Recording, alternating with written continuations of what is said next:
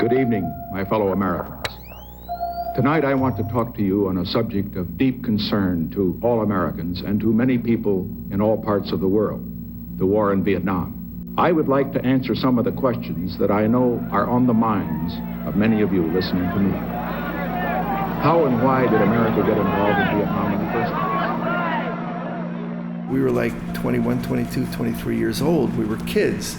We were people who'd come up in activism. We were born in the civil rights movement. We were then born in the anti-war movement. We were born in the women's movement and in the beginning of the queer movement. So all this ferment was happening.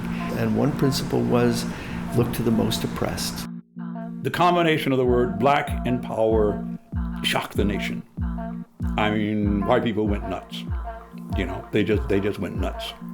With the last words on my lips that I am a revolutionary, and you're gonna have to keep on saying that.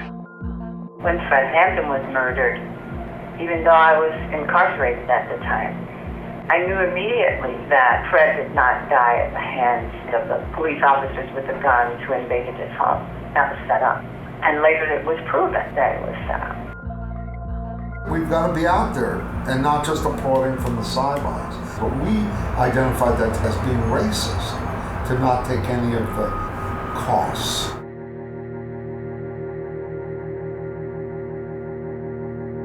I was convinced that these guns were not loaded with live ammo. I thought, how ridiculous would that be?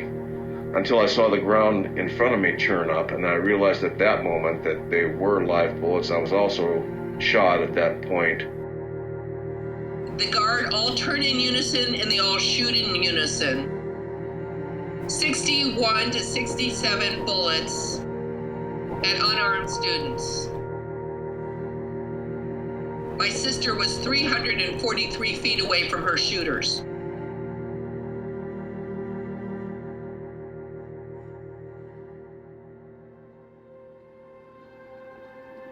You had people linking arms and being pepper sprayed or cannoned or beaten for calling for an end to the war.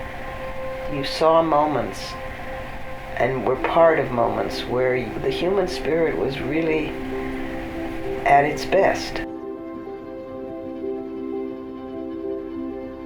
I think it's fair to say that we lost all our political struggles in the 60s. We didn't end capitalism, we didn't end imperialism, we didn't end racism, we didn't actually end the war in Vietnam. However, we did win all the cultural battles.